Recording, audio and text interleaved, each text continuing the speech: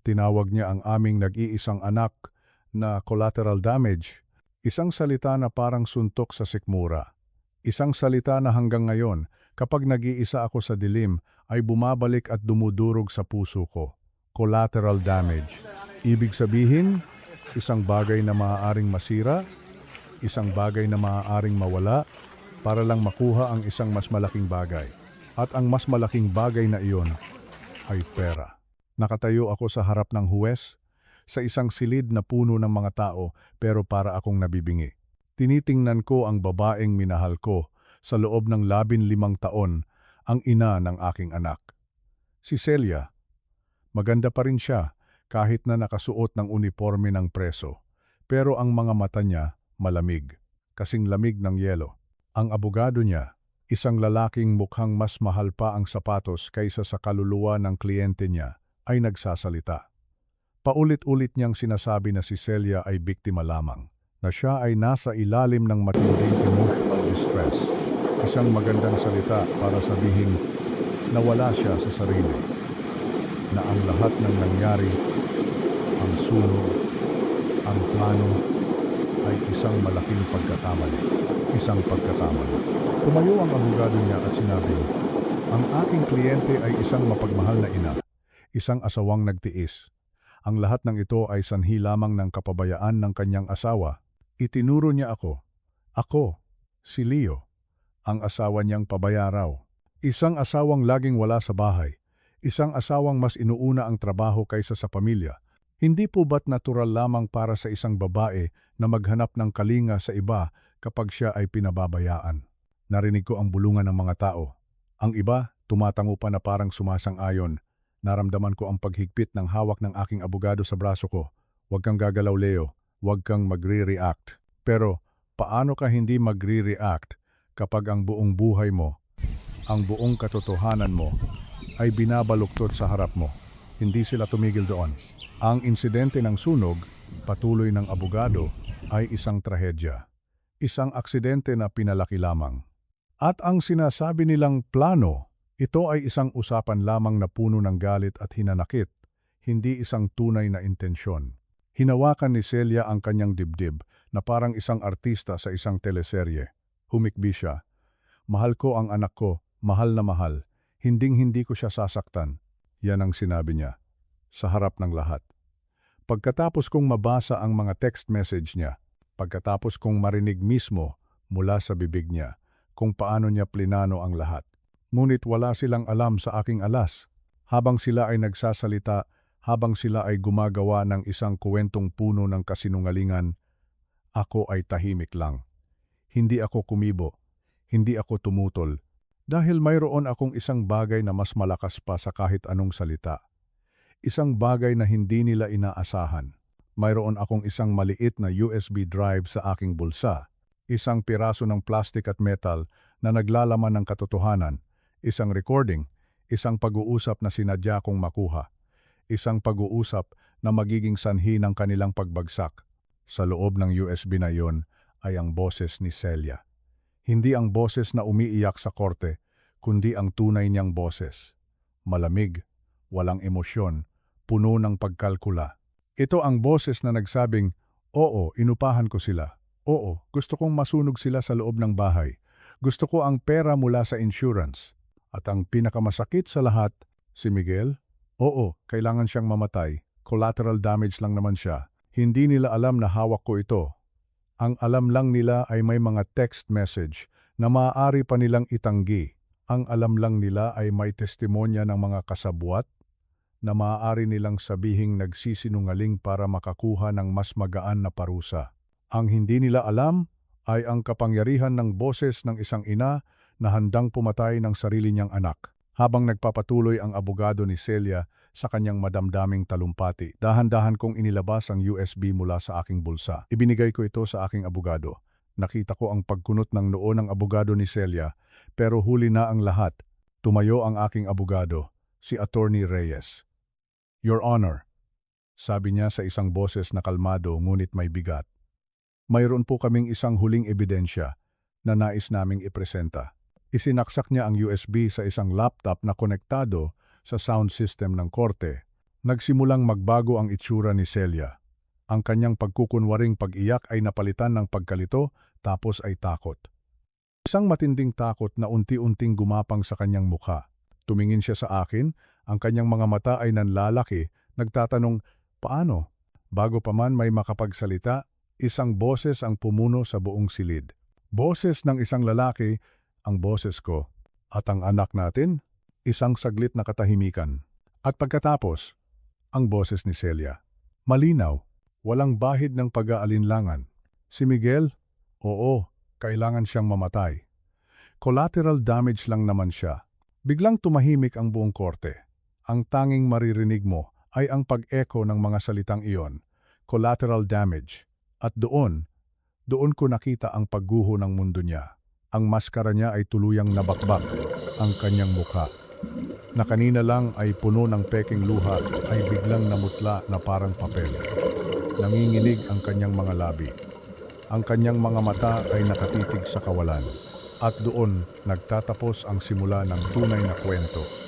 Ang kwento kung paano iniligtas ng 8 taong gulang kong anak ang aming buhay dahil sa isang babala na binitawan niya sa akin isang gabi, isang babala na nagsimula sa mga salitang, "Itay, huwag po kayong umuwi ngayong gabi."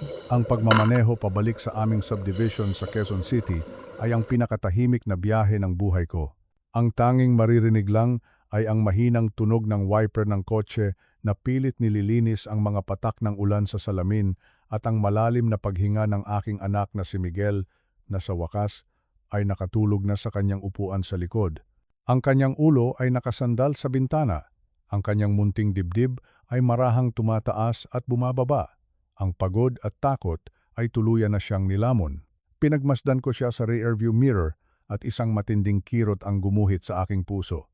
Paano kung hindi ko siya pinakinggan kanina? Paano kung binaliwala ko na naman ang kanyang mga salita tulad ng ginawa ko nitong mga nakaraang araw?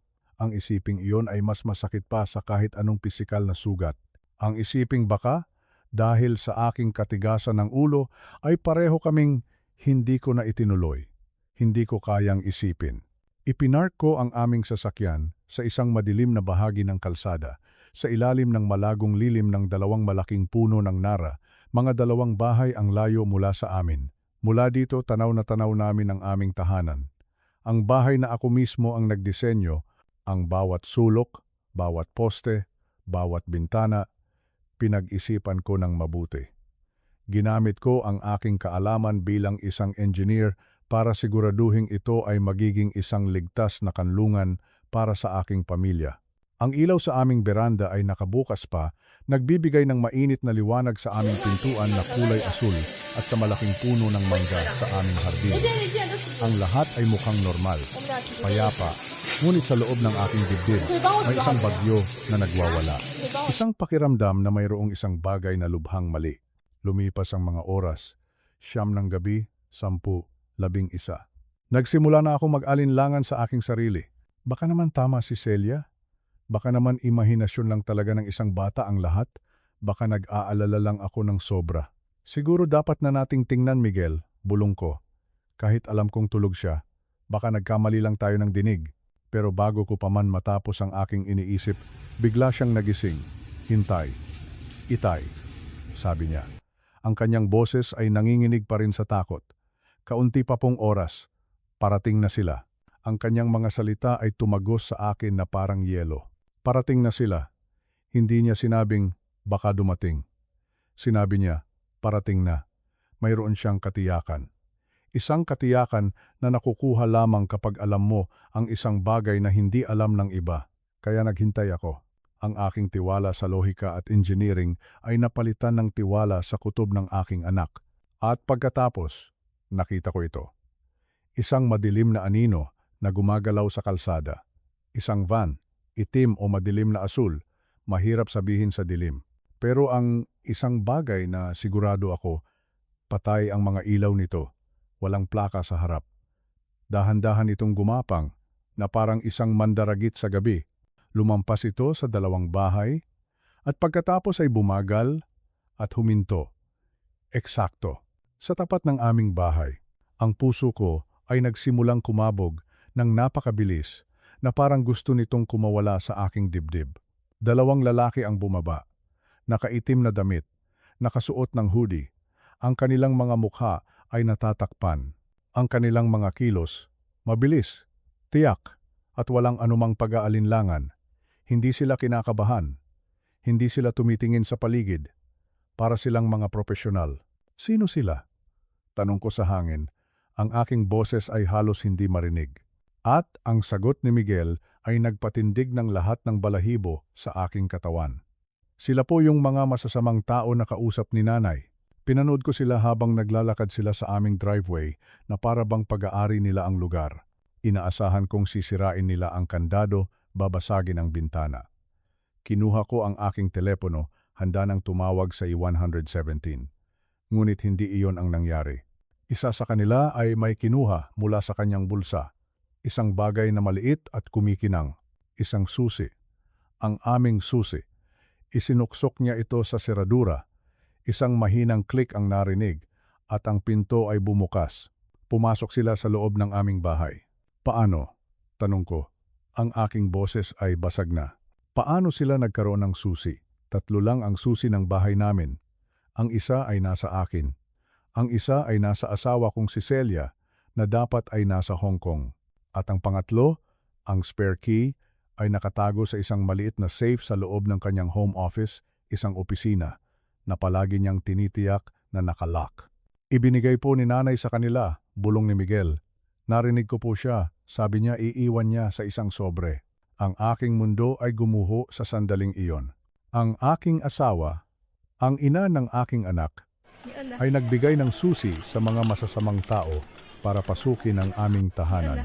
Ang aming ligtas na kanlungan, nakita ko ang liwanag ng kanilang mga flashlight na gumagala sa loob ng mga bintana. Sistematiko, tila may hinahanap o tila may inihahanda. At pagkatapos, naamoy ko ito. Isang matapang na amoy kemikal. Bilang isang engineer, alam ko ang amoy na iyon. Accelerant, gasolina o kung anumang kemikal na madaling magliyab. Hindi natural gas. Kasabay ng amoy, sumulpot ang usok. Mula sa maraming bintana ng sabay-sabay. Profesional ang pagkakagawa. Maramihang ignition points. Binuhusan nila ang buong bahay. Malamang ay sinira na rin nila ang mga smoke detector. Isang kulay kahel na liwanag ang biglang sumiklab sa loob. Mabilis, napakabilis para maging isang aksidente. Ang apoy ay kumalat na parang isang hayok na halimaw. Nilalamon ang lahat ng aming mga alaala. Ang mga salamin sa bintana ay nabasag dahil sa matinding init. Ang 2 lalaki ay lumabas, kalmado pa rin, walang bakas ng pagmamadali. Sumakay sila pabalik sa van at tahimik na nawala sa kanto ng kalsada. At sa sandaling iyon, ang mga sirena ng bumbero ay nagsimulang marinig sa di kalayuan. May ibang kapitbahay na ang tumawag. Ang aming bahay, ang aming buhay, ay nagliliyab. Si Miguel ay umiiyak sa aking tabi. Ang kanyang maliliit na hikbi ay puno ng sakit at takot. Sinabi ko po sa inyo, Itay, sinabi ko po sa inyo, niyakap ko siya ng mahigpit. Isinubsob ang kanyang muka sa aking balikat para hindi na niya makita ang tanawing iyon.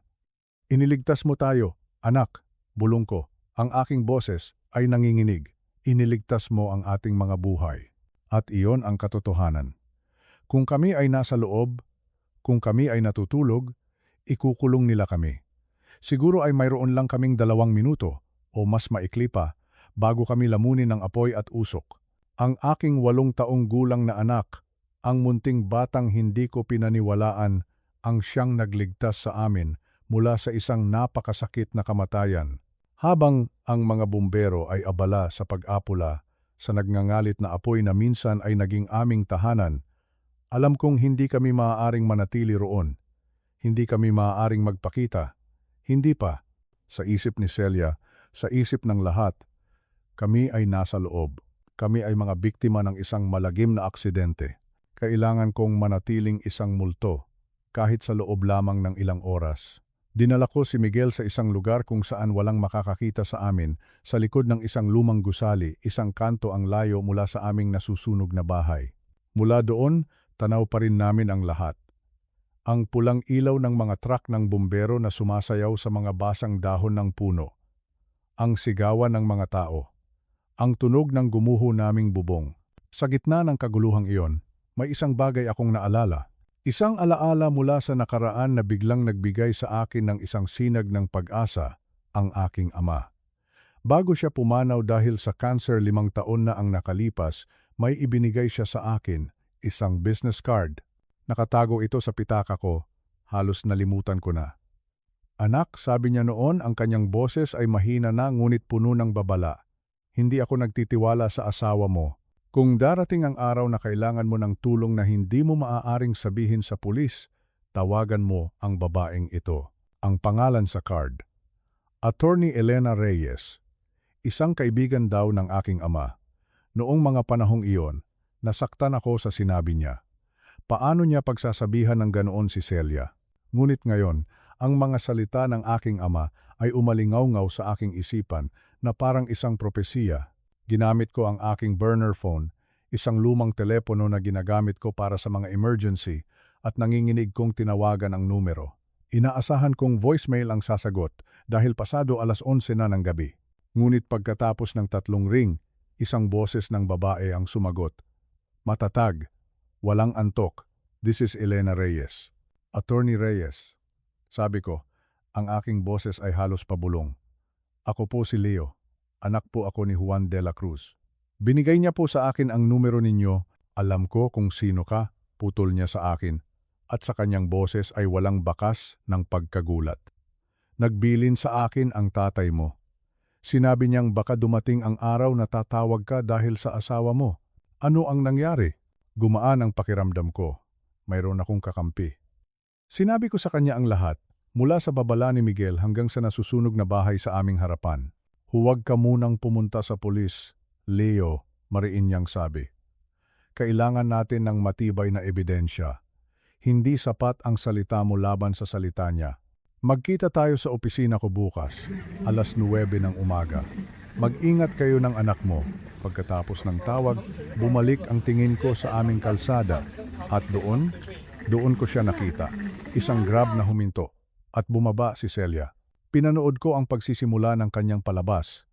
Nakita niya ang nagliliyab na mga guho ng aming bahay at ang kanyang mukha ay nagpakita ng perpektong ekspresyon ng pagkabigla at kalungkutan. Diyos ko, ang pamilya ko. Si Leo, si Miguel, sigaw niya at nagsimula siyang tumakbo papalapit. Ang kanyang mga takong ay tumutunog sa basang kalsada. Isang pulis ang humarang sa kanya at doon, sa mga braso ng estrangherong iyon, siya ay bumagsak at humagulgol. Ang aking mga kamao ay kumuyom ng napakahigpit. Ang aking mga kuko ay bumaon sa aking palad. Ang galit sa loob ko ay parang asido. Lumapit ang hepe ng bumbero. Narinig ko ang kanyang sinabi, Ginang, wala pa po kaming nakikitang anumang labi. Napakatindi po ng apoy. At doon, nakita ko ito. Isang maliit na bagay na hindi makikita ng iba. Nang sabihin ng hepe na walang labi, hindi lumbay ang nakita ko sa mukha ni Celia. Hindi. Isang kislap ng takot. Natatakot siya, hindi dahil baka patay na kami, kundi dahil baka hindi kami natagpuan. Dahil baka buhay pa kami. Preliminary assessment po, mukhang may problema sa sistema ng gas, sabi pa ng hepe. Ang sistema ng gas? Tumaas ang boses ni Celia. Pero si Leo ang nagdisenyo niyan. Isa siyang engineer sa isang malaking construction firm sa Makati. Doon na nagsimula ang kanyang kwento. Ang kanyang alibi. Ang pagsisisi sa akin, perpekto. Habang siya ay abala sa kanyang pag-arte, kinuha ko ang smartwatch ni Miguel. Mabilis kong tinipe. Hay mahal, kumain lang kami ni Miguel sa labas. Pauwi na kami at pinindot ko ang send. Nakita ko ang pag-ilaw ng kanyang telepono. Tumingin siya dito at ang kanyang mukha ay nagbago. Ang kulay ay nawala. Ang kanyang balat ay naging puti na parang papel. Ang kanyang mga mata ay biglang naging ligaw. Tumingin siya sa paligid, sa bawat anino, sa bawat sulok ng kalsada. Hindi na siya umiiyak, hindi na siya umaarte. Ang nakikita ko na ngayon ay purong takot. Alam niyang buhay kami. Alam niyang nabigo ang kanyang plano. Iyon ang hudyat para sa amin na umalis. Pinaandar ko ang sasakyan, walang ilaw, at dahan-dahang umalis sa lugar na iyon. Dinala ko si Miguel sa isang murang motel sa Pasay. Nagbayad ako ng cash. Ang kwarto ay amoy luma at disinfectant. Pero ito ang pinakaligtas na lugar para sa amin sa ngayon. Si Miguel, dahil sa pagod, ay agad na nakatulog. Ako naman, gising buong magdamag. Ang aking isipan ay tumatakbo, pinoproseso ang lahat, ang aking asawa ay sinubukang ipapatay kami. Ang katotohanan iyon ay paulit-ulit na tumatambol sa aking isipan. Kinabukasan, kailangan kong makakuha ng ebidensya. Sinabi ni Attorney Reyes, ang kotse ng asawa mo sa airport. Tama siya. Kung mayroon siyang mga sikreto, malamang ay nandoon ang mga kasagutan. At sa sandaling iyon, isang plano ang nabuo sa aking isipan.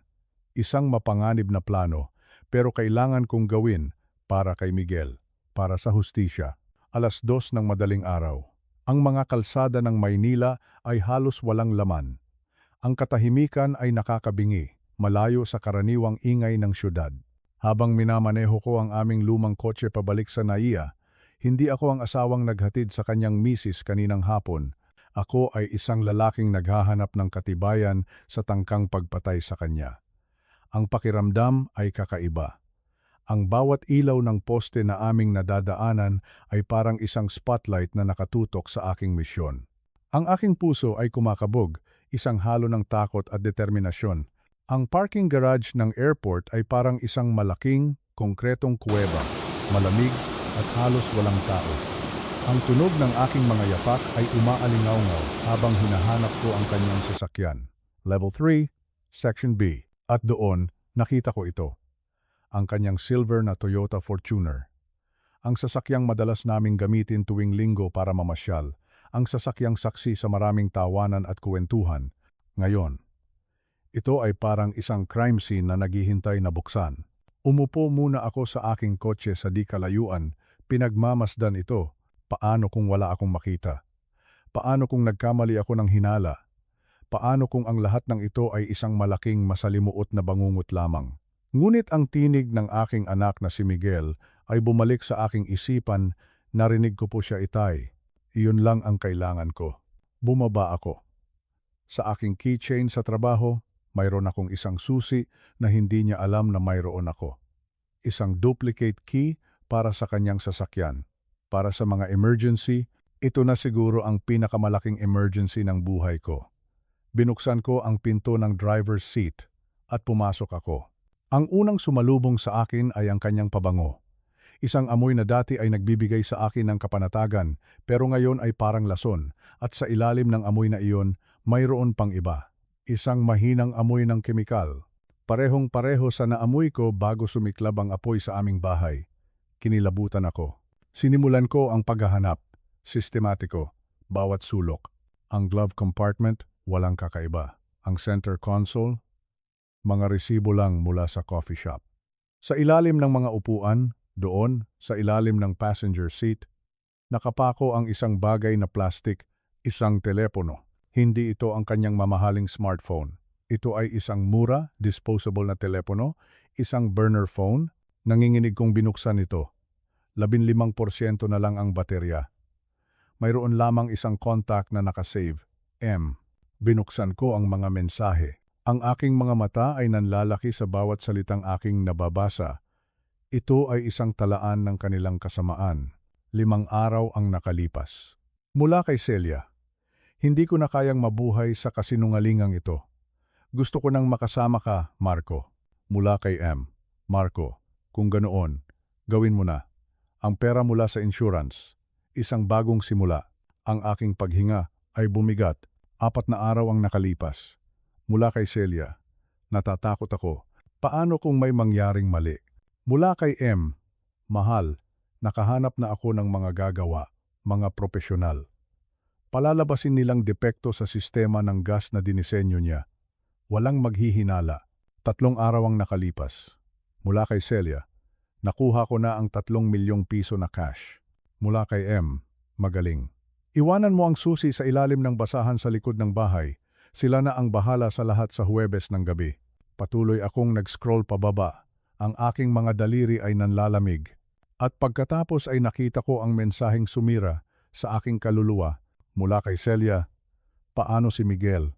Isang tanong na dapat ay nagpapakita ng pag-aalala ng isang ina, ngunit ang sagot ay mula sa impyerno. Mula kay M, collateral damage lang siya, mahal. Gusto mo ba ng bagong buhay o hindi? Hindi pwedeng may anak na walang ama. At ang reply ni Celia, ang reply na dumurog sa lahat ng natitirang pagmamahal ko para sa kanya. Mula kay Celia, tama ka. Walang dapat maiwang koneksyon.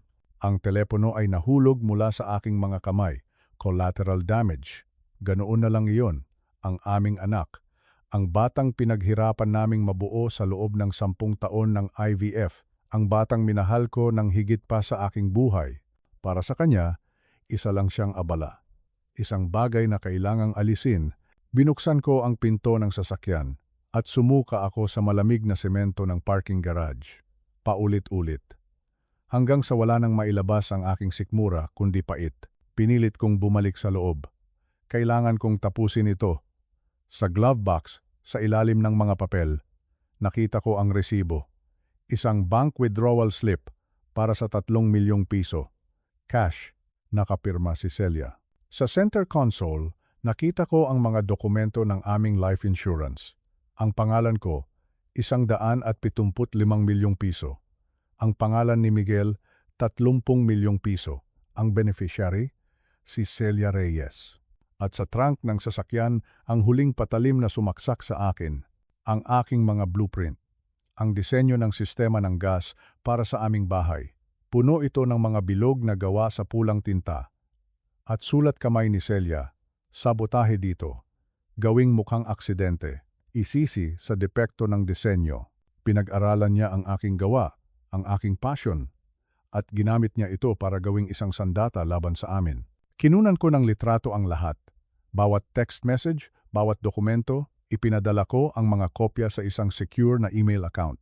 Pagkatapos, kinuha ko ang lahat ng pisikal na ebidensya, ang burner phone, ang mga resibo, ang mga blueprint. Umupo ako sa aking sasakyan, nanginginig sa galit at sakit. Sa pagsikat ng araw sa Maynila, ang aking kalungkutan ay unti-unting napalitan ng isang bagay na mas matigas, isang bagay na mas malamig, determinasyon. Mayroon na akong ebidensya. Ngayon, kailangan ko na lang ng isang plano para siguraduhing magbabayad siya sa lahat ng kanyang ginawa. Ang opisina ni Attorney Elena Reyes ay nasa isang lumang gusali sa Intramuros. Hindi ito moderno o magarbo, pero puno ito ng mga libro at mga bunton ng mga papeles na nagsasabi ng libu-libong kwento at mga laban na kanyang napagtagumpayan. Nang pumasok ako, isang pakiramdam ng bigat at kasaysayan ang sumalubong sa akin. Dito, pakiramdam ko ay ligtas ako. Ang amoy ng lumang papel at sariwang kape ay pumuno sa hangin. Si Attorney Reyes, isang babaeng nasa mga huling bahagi ng kanyang ika-60 taon, ay may mga matang nakakita na ng lahat, ngunit mayroon pa ring apoy ng pakikipaglaban. Ang kanyang buhok ay kulay abuna, ngunit ang kanyang tindig ay tuwid at matatag. Siya ang eksaktong taong sinasabi ng aking ama, isang taong hindi basta-basta uurong. Iniwan ko si Miguel sa isang maliit na silid sa loob ng kanyang opisina, kung saan binigyan siya ng isa sa kanyang mga staff ng mainit na tsokolate at mga biskwit. Sa wakas, pagkatapos ng halos 24 na oras, nakita kong bahagyang ngumiti ang aking anak. Kahit saglit lang, sapat na iyon para sa akin. Sa kanyang malaking lamesa na gawa sa Nara, inilatag ko ang lahat, isa-isa. Ang burner phone, ang mga nakaprint na kopya ng mga text message, ang resibo ng bangko para sa 3 milyong piso, ang mga dokumento ng insurance na may mga halagang nakakalula, 175 milyon para sa akin at 30 milyon para sa aking anak. At sa huli, ang aking sariling mga blueprint na ngayon ay puno ng mga marka ng pagtataksil na gawa sa pulang tinta. Si Attorney Reyes ay tahimik na pinagmasdan ang bawat piraso ng ebidensya. Ang kanyang mukha ay seryoso, walang emosyon, ngunit ang kanyang mga mata ay nag-aalab. Nang makarating siya sa text message tungkol kay Miguel, sa mga salitang collateral damage, huminto siya. Tumingin siya sa akin, at sa kanyang mga mata Nakita ko hindi lang ang pagkaunawa ng isang abogado, kundi ang galit ng isang kapwa-tao. Ang galit ng isang taong nakakaalam kung ano ang ibig sabihin ng pagmamahal sa isang anak. Ito'y demonyo, Leo. Sabi niya sa isang boses na mahinahon ngunit puno ng bigat. Ang ginawa niya ay gawa ng isang demonyo. Ang kanyang mga salita ay nagbigay sa akin ng isang uri ng validation. Hindi ako nababaliw. Ang aking nararamdamang galit at sakit ay tama. Pero heto ang problema, pagpapatuloy niya, ibinalik ang kanyang propesyonal na tono. Bagamat napakatibay ng mga ito, isang magaling na abogado ang maaaring magsabing itinanim lang ang teleponong iyan sa kanyang sasakyan. Maari nilang sabihing peke ang mga text message. Sasabihin nilang hindi sulat kamay ni Celia ang nasa mga blueprint. Sa korte, ang lahat ay maaaring pagdudahan. Ang kailangan natin ay isang bagay na hindi nila maaaring itanggi. Kailangan natin ang kanyang sariling boses. Doon ako kinabahan. Ang kanyang boses? Paano natin makukuha iyon? Iniisip niyang patay na ako. Isang maliit na ngiti ang sumilay sa labi ni Attorney Reyes. Isang ngiting hindi masaya, kundi matalino at mapanganib. Eksakto, sabi niya. At iyan mismo ang gagamitin nating laban sa kanya. Muli kang babangon mula sa mga patay. Isang oras ang lumipas at isang lalaki ang pumasok sa kanyang opisina. Siya ay nasa mga 50 anyos, may kulay abong buhok, at ang kanyang mukha ay nagpapakita ng mga taon ng serbisyo at mga gabing walang tulog. Ngunit ang kanyang mga mata ay matalas. Ipinakilala siya sa akin ni Attorney Reyes bilang si Detective Tom Cruise, isang veteranong pulis na pinagkakatiwalaan niya. Muli kong inilatag ang mga ebidensya. Tahimik na pinag-aralan ni Detective Cruz ang lahat. Nang matapos siya, huminga siya ng malalim at tumingin sa akin. 28 taon na ako sa serbisyo, sabi niya. Ang kanyang boses ay kalmado, ngunit may bakas ng pagod. Nakakita na ako ng maraming kasamaan. Pero ito, ang pag-upa ng isang tao para sunugin ang sarili mong anak, ibang klase ito. Umiling siya. May anak din ako, Leo. At ang sinumang sumubok na saktan ang isang bata ay isang halimaw, at ang mga halimaw kailangang ikulong. Sa unang pagkakataon mula nang magsimula ang bangungot na ito, naramdaman kong hindi ako nag-iisa. Mayroon na akong mga taong handang tumulong sa akin, mga taong naniniwala sa akin. Kailangan natin ng confession, sabi ni Detective Cruz. Sinasang-ayunan ang sinabi ni Attorney Reyes. Ang mga text na ito ay malakas na ebidensya. Pero isang magaling na abogado ang maaaring gumawa ng duda. Kailangan natin ang boses niya na umaamin na inupahan niya ang mga taong iyon. Paano? Tanong ko. Lalagyan ka namin ng wire, sabi ng detective. Isang maliit na mikropono sa ilalim ng iyong damit. Makikipagkita ka sa kanya sa isang pampublikong lugar. Ang aking mga tauhan ay nasa paligid, nagpapanggap na mga customer. Kailangan mo siyang kausapin. Kailangan mo siyang paaminin. Ang ideya ay nakakatakot. Ang makita siyang muli. Ang harapin ang babaeng sumubok na pumatay sa akin. Teka, sabi ni Attorney Reyes. May isang problema. Bakit siya makikipagkita sa isang patay na tao? Doon sila nag-isip. Ang silid ay napuno ng katahimikan at pagkatapos, ang mukha ni Attorney Reyes ay biglang nagliwanag. Gagamitin natin ang kanyang kasakiman laban sa kanya, sabi niya. Hindi siya makikipagkita sa iyo, Leo. Makikipagkita siya sa isang investigador ng sunog. Isang investigador na mag-aalok sa kanya ng pag-asa na malapit na niyang makuha ang pera mula sa insurance. Ang plano ay nagsimulang mabuo. Isang plano na parehong napakatalino at napakadelikado. Sabado ng umaga, sabi ni Attorney Reyes. 10:00, isang abalang coffee shop sa BGC. Maraming tao, maraming kamera, ligtas. Tumango si Detective Cruz. Maglalagay ako ng mga pulis na magpapanggap na barista, isang lalaking may laptop, isang mag-asawa sa kanto. Ako mismo ay nasa isang van sa labas, nakikinig sa audio feed. Tumingin siya sa akin. Pero paano natin siya mapapapunta doon? Kinuha ni Attorney Reyes ang kanyang telepono. Panoorin ninyo ito. Mabilis niyang tinip ang isang mensahe at ipinakita sa amin. Ginang Reyes, ako po si Fire Investigator Armstrong. Nakahanap po kami ng mga labi sa mga guho. Kailangan po nating pag-usapan ang proseso ng pagkakakilanlan at ang inyong insurance claim. Maaari po ba kayong makipagkita sa akin bukas, 10 ng umaga? Ang aking sikmura ay bumaliktad. Sa tingin ninyo ay pupunta siya? Desperado siyang malaman kung kumpirmado na talagang patay na kayo, sagot ni Attorney Reyes. Desperado siyang makuha ang pera. Pupunta siya at pinindot niya ang send. Ang sumunod na 2 minuto ay ang pinakamahabang 2 minuto ng aking buhay. Nakatitig kaming 3 sa telepono, naghihintay. Bawat segundo ay parang 1 oras. At pagkatapos, isang buzz, isang reply, ang mensahe ay maikli. Opo, saan po? Kailangan kong malaman ang tungkol sa aking pamilya. Ang kanyang pagkukunwari ay tuloy-tuloy pa rin. Mabilis na nag-reply si Attorney Reyes. Marled Coffee, PGC, 10 a.m. Isang bus pa, ang huling kumpirmasyon. Pupunta ako. Tumayo si Detective Cruz. Kinagat niya ang pain, sabi niya. At sa kanyang mukha ay may bakas ng isang matagumpay na ngiti. Oras na para ihanda ka, Leo. Oras na para turuan kang manghuli ng isang halimaw. Ang umaga ng Sabado ay dumating na, may kasamang kakaibang kalinawan. Ang hangin sa labas ng motel ay malinis at ang sikat ng araw ay tila naghuhugas sa dumi ng syudad. Ngunit sa loob ko, mayroong isang namumuong bagyo. Habang isinusuot ko ang itim na jacket sa ibabaw ng aking polo shirt, ramdam ko ang bigat ng maliit na mikropono na idinikit ni Detective Cruz sa aking dibdib. Isang maliit na aparato na magiging saksi sa katotohanan o sa aking kabiguan. Si Miguel ay nanatili kasama si Attorney Reyes.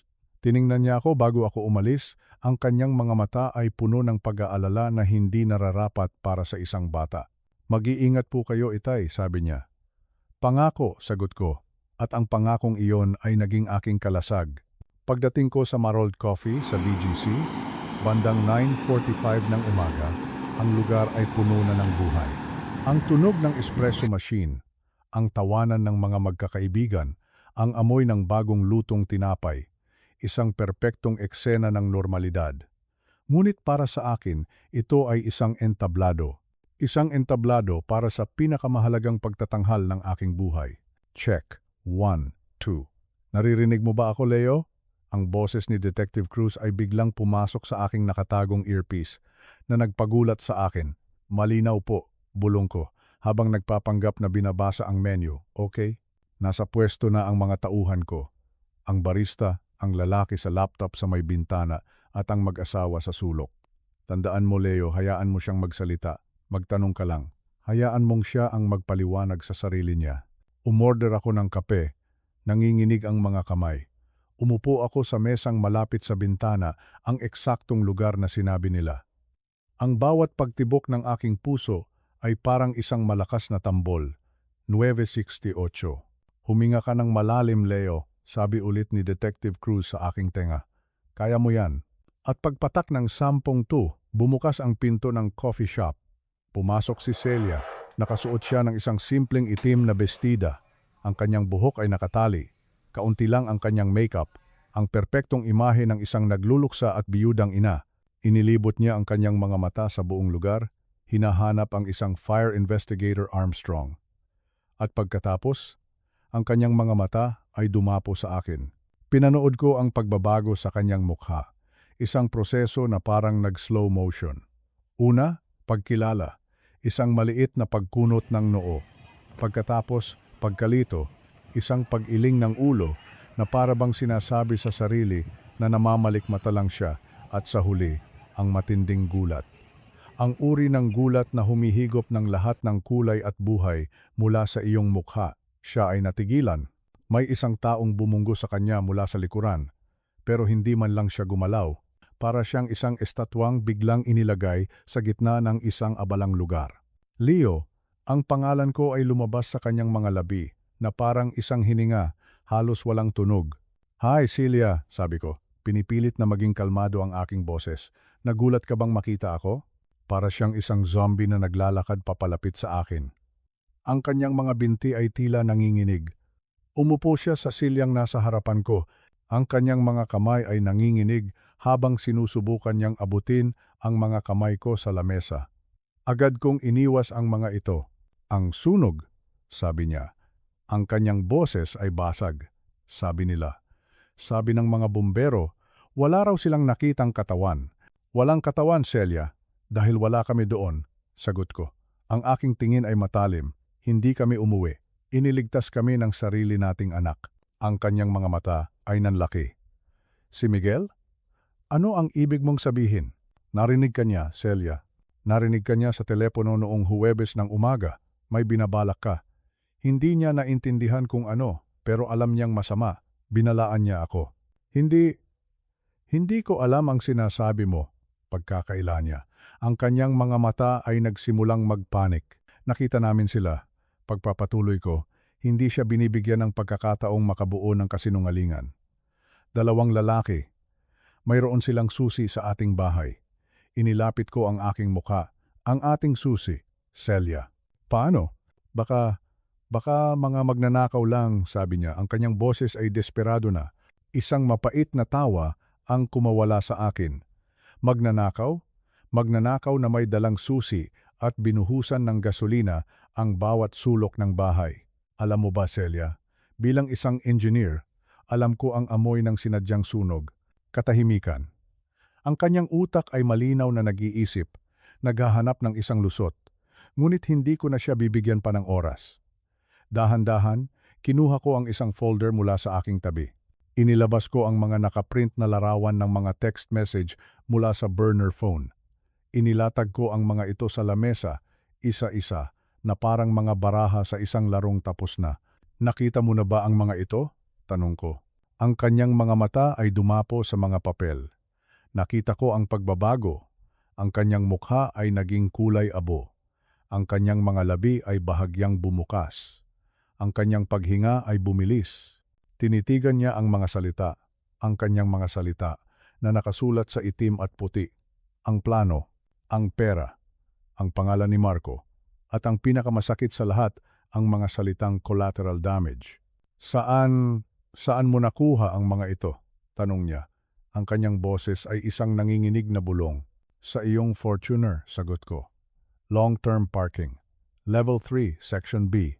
Nakalimutan mo yata ang duplicate key na ibinigay mo sa akin para sa mga emergency. Tumingin ako ng diretso sa kanyang mga mata. Ito ang emergency, Celia. Ipinunto ko ang isang partikular na mensahe. Ito, iwanan ang susi sa ilalim ng basahan. Pinapasok mo sila sa ating bahay. Itinuro ko ang isa pa. Ito pa, palalabasin na depekto sa sistema ng gas. Ginamit mo ang sarili kong gawa laban sa akin. At sa huli, tinuro ko ang pinakamasakit na bahagi. Ang aking boses ay nabasag. At ito? Paano si Miguel? Collateral damage. Tinawag mo ang ating anak. Tinawag mo si Miguel na collateral damage, Celia. Tumingala siya mula sa mga papel. Walang salita, walang pagkakaila. Ang kanyang mga mata ay nagbago. Ang takot ay nawala. Ang pagkukunwari ay nawala.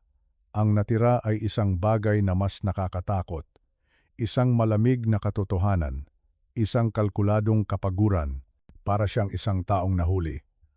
Ngunit pagod ng tumakbo. Tinitigan niya ang mga text message at pagkatapos ay tumingin sa akin. At pagkatapos, tumawa siya. Isang tawang mapait. Isang tawang walang saya. Isang tawang nagpatigil sa lahat ng ingay sa paligid. At nang tumingin siyang muli sa akin, ang babaeng pinakasalan ko ay tuluyan ng nawala. Ang nakaupo sa harapan ko ay isang estranghero na suot ang kanyang mukha. At ang estrangherong iyon ay handa nang sabihin sa akin ang buong nakakakilabot na katotohanan. Ang tawa ni Celia ay umalingaw-ngaw sa loob ng abalang coffee shop na naging sanhi upang ang ilang mga customer ay lumingon sa aming direksyon. Ngunit wala na siyang pakialam. Ang maskara ay tuluyan ng natanggal. Sumandal siya sa kanyang upuan at sa kanyang mga mata nakita ko ang isang bagay na hindi ko pa nakikita sa kanya sa loob ng 15 taon naming pagsasama. Ganap na katapatan. Isang nakakatakot na katapatan. Mas matalino ka pala kaysa sa inaakala ko, Leo, sabi niya.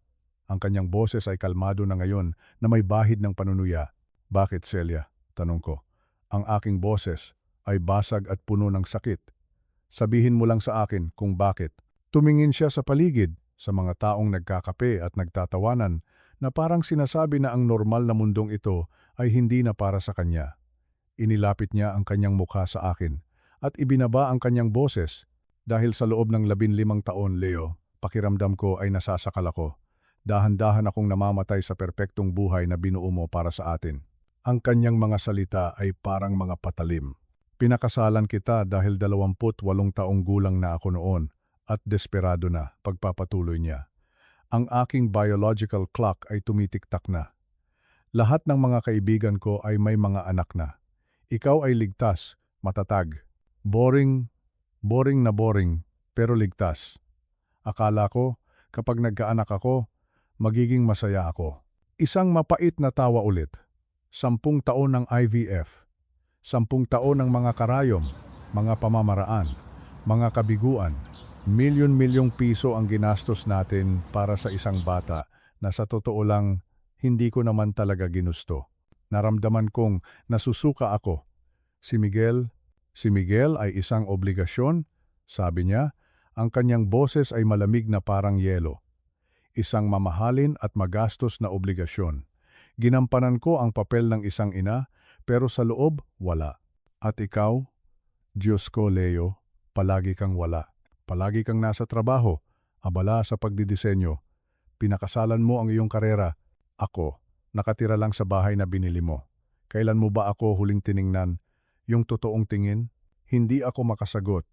Dahil may katotohanan sa sinabi niya, naging abala ako, naging kampante. Pagkatapos, nakilala ko si Marco, sabi niya, at sa unang pagkakataon, nakita ko ang isang kislap sa kanyang mga mata. Isang tunay na emosyon. 6 na buwan na ang nakalipas. Sa gym, nakita niya ako. Yung totoong ako. Pinaramdam niya sa akin na buhay ako sa unang pagkakataon sa loob ng 15 taon. Kaya, nagpasya kang ipapatay kami? Nanginginig kong tanong. May mga utang si Marco sa sugal. Malalaki, sabi niya, na para bang nagkukuwento lang tungkol sa pamimili sa palengke. Kailangan namin ng pera, ang insurance, ang bahay, lahat-lahat, aabot siguro ng 200 milyong piso. Maaari kaming magsimulang muli. Sa Hawaii, bagong pangalan, Malaya. Ang kanyang mga salita ay puno ng pangarap, isang pangarap na itinayo sa aming mga abo. Ideya ito ni Marco sa simula, pero ginusto ko rin ang iyong sistema ng gas, perpektong kabalintunaan. Pinag-aralan ko ang iyong mga blueprint sa loob ng maraming buwan, Leo. Nalaman ko kung saan eksaktong sasabotahe para magmukha itong kasalanan mo. Si Marco ang nakahanap ng mga gagawa, 3 milyong piso na cash. Iniwan ko ang susi sa ilalim ng basahan noong Huwebes ng gabi. Kinuyom ko ang aking mga kamao sa ilalim ng lamesa.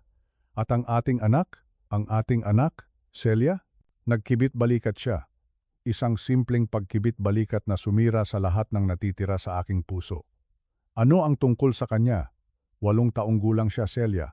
8. Isang kapuspalad na sitwasyon, sabi niya. Collateral damage. Si Marco ang nagsulat niyan, pero oo, tama naman. Hindi ko siya maaaring iwanan. Isang paalala sa iyo, isang pabigat. Ang isang mabilis na kamatayan sa kanyang pagtulog ay mas mabuti kaysa sa mga taon ng therapy at sama ng loob.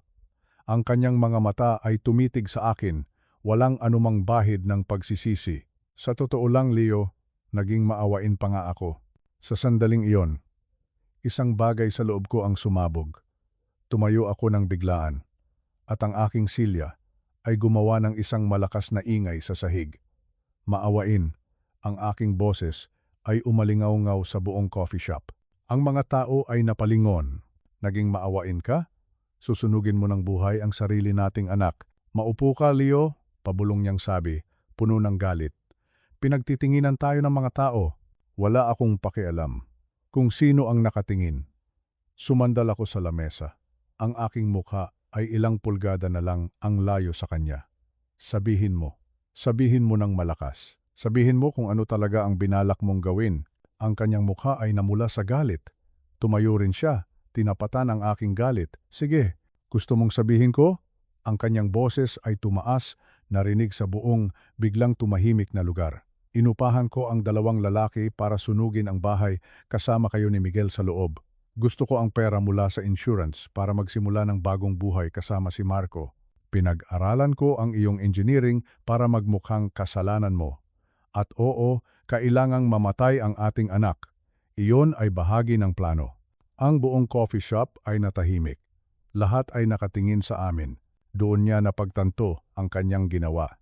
Ang kanyang mukha ay biglang namutla. Mabilis siyang umupo. "Nire-record mo ba ito?" tanong niya.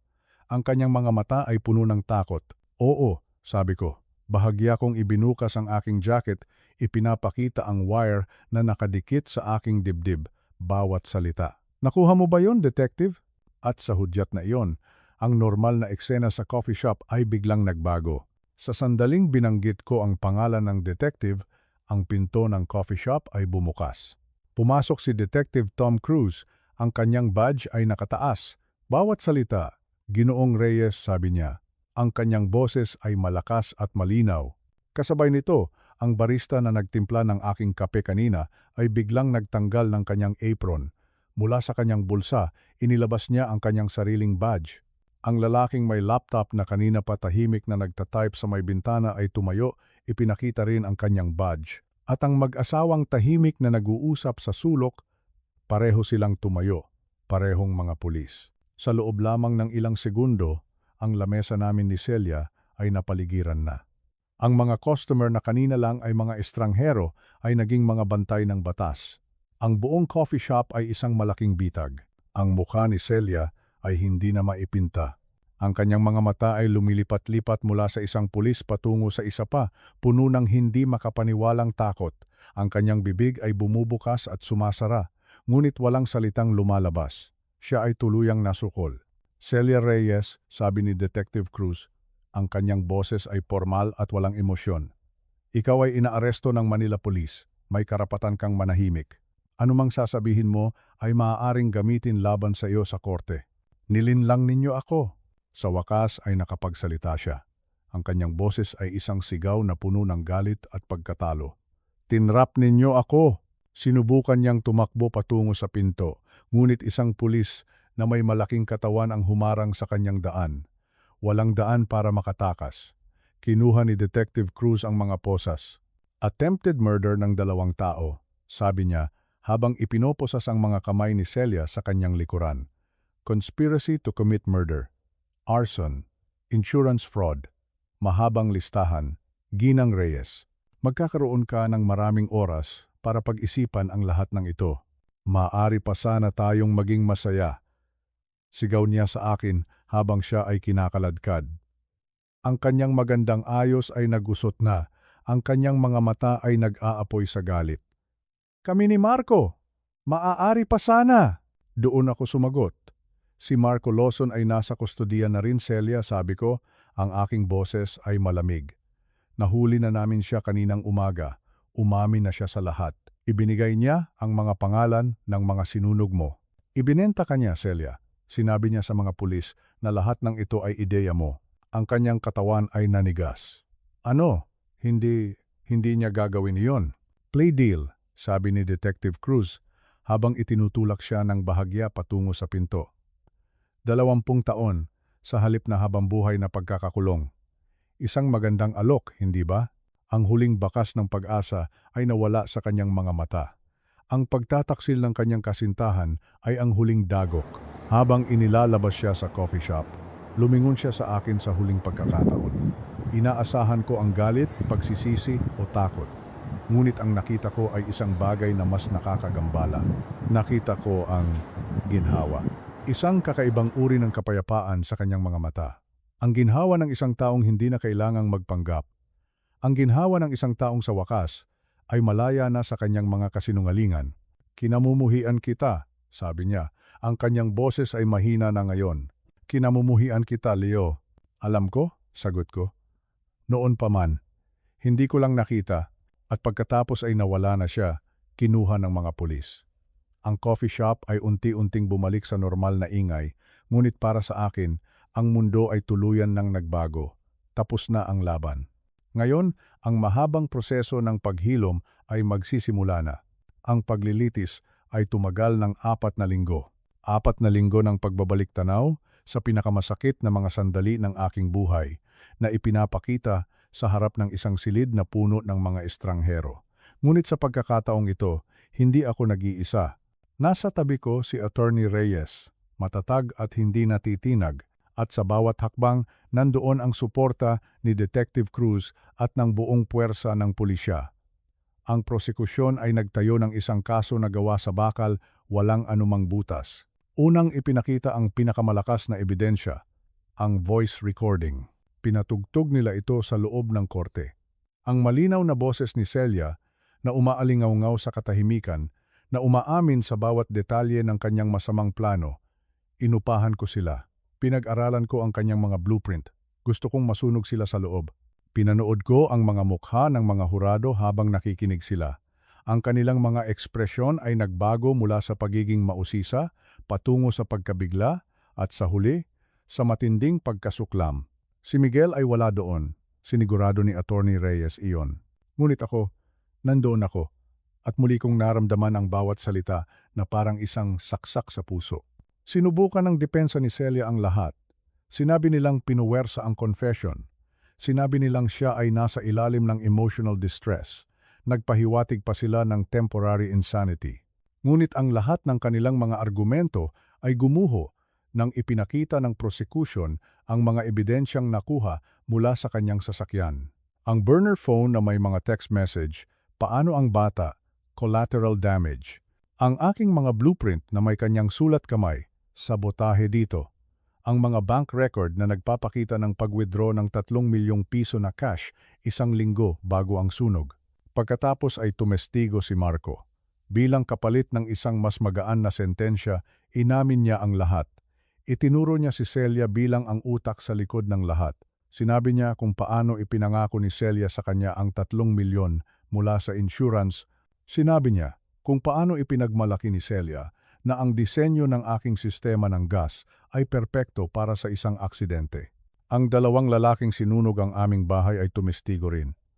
Inilarawan nila kung paano ibinigay ni Celia ang susi, ang mga blueprint at ang mga malinaw na utos. At sa huli, ako ang tumestigo. Isinalaysay ko ang lahat, mula sa babala ni Miguel sa airport, sa pagtatago namin sa tapat ng aming nasusunog na bahay, hanggang sa panonood sa 2 lalaki na gumamit ng susi na ibinigay ng aking asawa para sunugin ang aking pamilya. Ang mga hurado ay nagdelibera sa loob lamang ng 6 na oras. Ang desisyon ay mabilis at nagkakaisa. Guilty sa lahat ng kaso, attempted murder, conspiracy to commit murder, arson, insurance fraud, ang sentensya, 25 taon sa bilangguan. Habang binabasa ng huwes ang hatol, tiningnan ko si Celia. Wala na ang tapang na ipinakita niya sa coffee shop. Wala na ang ginhawa. Ang nakita ko na lang ay isang babaeng talunan at walang laman. Inaasahan kong makakaramdam ako ng saya, o ng ginhawa, o ng tagumpay. Ngunit wala. Wala akong naramdaman. Isang malaking kawalan lamang, dahil kahit na nakamit namin ang hustisya, hindi na maibabalik ang nawala sa amin, ang aming tahanan, ang aming tiwala, ang aming pamilya. Sa labas ng korte, hinawakan ni Miguel ang aking kamay. 9 na taong gulang na siya ngayon. Mas matangkad, mas tahimik. Itay, tanong niya, uuwi na po ba si nanay? Umiling ako. Hindi anak, hindi sa loob ng napakatagal na panahon. Tumango siya. At pagkatapos, sa isang napakahinang boses, sinabi niya ang isang salita na sumira sa lahat ng pader na itinayo ko sa paligid ng aking puso. Mabuti po. Ang salitang iyon, mula sa isang batang dapat ay naghahanap sa kanyang ina, ang siyang nagpabagsak sa akin. Doon, sa hagdan ng korte, niyakap ko ang aking anak at umiyak ako sa unang pagkakataon mula nang magsimula ang lahat. Lumipas ang 3 taon at 2 buwan mula sa gabing iyon sa airport, isang gabing pinili kong pakinggan ang takot sa boses ng aking anak sa halip na ang lohika sa aking isipan. Minsan, iniisip ko, paano kung hindi? Paano kung umuwi kami? Ang tanong na iyon ay bumibisita pa rin sa akin sa mga gabing hindi ako makatulog. Ngunit ngayon, mas madalas na akong nakakatulog ng mahimbing.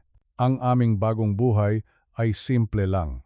6 na buwan pagkatapos ng paglilitis, natapos na rin ang aming diborsyo. Ibinigay sa akin ang buong kustodiya kay Miguel. Ang korte, nang walang anumang pag-aalinlangan, ay tuluyan nang tinanggal ang lahat ng karapatan ni Celia bilang isang ina. Tila ang pagtatangkang ipasunog ang sarili mong anak ay sapat na dahilan para gawin iyon. Ibinenta ko ang lote sa Quezon City. Hindi ko kayang magtayo muli sa lugar na iyon. Masyado ng maraming multo ng nakaraan ang nakatira doon. Sa halip bumili kami ng isang mas maliit na bahay sa Alabang. Isang palapag lang, simpleng disenyo, at wala itong sistema ng gas. Lahat ay dekuryente. Si Miguel ang tumulong sa aking pumili. Kailangan niya ang pakiramdam na may kontrol siya sa aming kaligtasan. At ibinigay ko iyon sa kanya. Ang pera mula sa insurance ng bahay at mga gamit ay dumating din. Humigit kumulang 70 milyong piso. Pero sa tuwing tinitingnan ko ang numerong iyon sa bank account, hindi ko maiwasang isipin na ito ay dugong pera.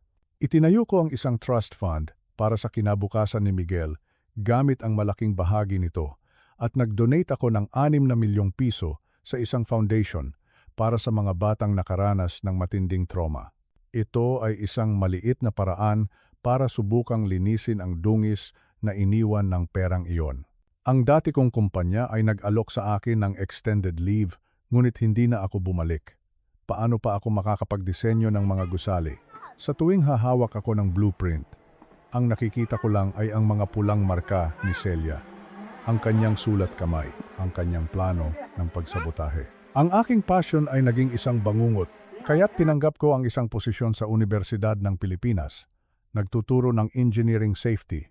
Tinuturuan ko ang mga susunod na henerasyon ng mga engineer kung paano bumabagsak ang mga sistema at kung bakit kailangan nilang isaalang-alang ang posibilidad ng malisyosong paggamit. Iniisip siguro ng mga estudyante ko na masyado akong strikto, masyado akong matindi. Hindi nila alam kung bakit. Si Miguel naman ay nasa ika-4 na baitang na. Alam ng kanyang mga guro ang isang pinasimpleng bersyon ng aming kwento. Binabantayan nila siya, tinitiyak na okay lang siya. Ang mga bangungot niya ay dumadalang na. Dati, gabi-gabi iyon. Gigising siyang sumisigaw, inaamoy ang usok na wala naman doon. Nagte-therapy kami pareho. Siya, 2 beses sa isang linggo. Ako, 1 beses. Sabi ng kanyang doktor, si Dr. Santos, si Miguel ay nagpapakita ng mga klasikong sintomas ng PTSD. Hypervigilance, laging alerto, trust issues, hirap magtiwala, at takot na maiwanan. Iniligtas niya ang iyong buhay, sabi sa akin minsan ni Dr. Santos, pero kasabay nito, nawala ang kanyang pagkabata sa sandaling nalaman niyang ang sarili niyang ina ay handang ipapatay siya. Ang aking sariling therapy naman ay nakatuon sa survivor's guilt at sa pagtitiwala. Hindi pa ako nakikipag-date. Hindi ko maisip, paano ka pa magtitiwala muli pagkatapos na ang taong nangako ng habambuhay na pagmamahal sa iyo ay umupa ng mga tao para patayin ang iyong anak? Minsan, nagtatanong si Miguel, "Itay, bakit po gustong mamatay tayo ni nanay?" Wala akong magandang sagot. Ang sabi ni Dr. Santos, kailangan niya ng tapat na sagot na angkop sa kanyang edad. Minsan, anak, may mga taong nawawala sa kanilang sarili. Gumagawa sila ng mga napakasamang desisyon. Hindi iyon kasalanan mo at hindi rin iyon kasalanan ko. Kasalanan niya iyon. Tatango lang siya, pero nakikita ko pa rin sa kanyang mga mata ang tanong na bumabagabag din sa akin. Paano mo tatanggapin na ang taong nagluwal sa iyo sa mundong ito ay kinwenta ang iyong kamatayan bilang isang katanggap-tanggap na collateral damage? Ngayon, nakaupo ako sa aming beranda, pinapanood si Miguel na 11 taong gulang na ngayon na naglalaro ng basketball kasama ang kanyang matalik na kaibigan. Ang tunog ng kanyang tawa, ang tunog na iyon ang lahat para sa akin. Hawak ko ang isang mug na may nakasulat na World's Best Dad sa hindi perpektong sulat kamay. Regalo niya sa akin noong Pasko. Lumapit siya sa akin, hingal na hingal. "Itay, pwede po ba akong pumunta sa laro ng PBA sa Sabado? Isasama po kami ng tatay ng kaibigan ko." "Oo naman," sabi ko. "Mag-text ka lang pagdating at bago umuwi." Napairap siya. "Itay, 11 taon na po ako, hindi na 8. At ako naman ang tatay mo na muntik nang mawalan sa iyo," sagot ko. "Pagbigyan mo na ako." Niyakap niya ako ng mabilis. "Opo, opo. Ang mga bangungot ay dumadating na lang minsan sa 1 buwan ngayon. Ang therapy, buwanan na lang din." Tinitingnan pa rin niya ang mga kandado ng pinto bago matulog. Siguro, gagawin niya iyon habang buhay. Ngunit, hindi na ito dahil sa takot. Naging isang routine na lang. Mayroon na siyang mga kaibigan. Naglalaro siya ng basketball. Gusto niyang maging isang civil engineer. Para magtayo ng mga tulay, itay, sabi niya minsan. Mga bagay na nagdudugtong sa mga tao. Hindi mga bahay na huminto siya. Hindi na niya tinapos. Pero naintindihan ko, umalis ang kanyang kaibigan at bumalik siya sa tabi ko. Itay, pwede po magtanong? Palagi, anak. Iniisip niyo pa po ba si nanay? Ang tanong niya ay nagulat sa akin. Araw-araw, tapat kong sagot. Talaga po? Oo. Hindi na sa paraang tulad ng dati, pero oo. Galit po ba kayo sa kanya? Huminto ako sandali. Hindi. Galit ako sa ginawa niya, pero ang galit ay kumakain ng enerhiya na mas gugustuhin kong ibigay sa iyo sa pagtuturo, sa pamumuhay. Ang kanyang boses ay humina. Nakatanggap po ako ng sulat mula sa kanya, galing sa kulungan. Ang puso ko ay tumigil. Gusto mo bang buksan?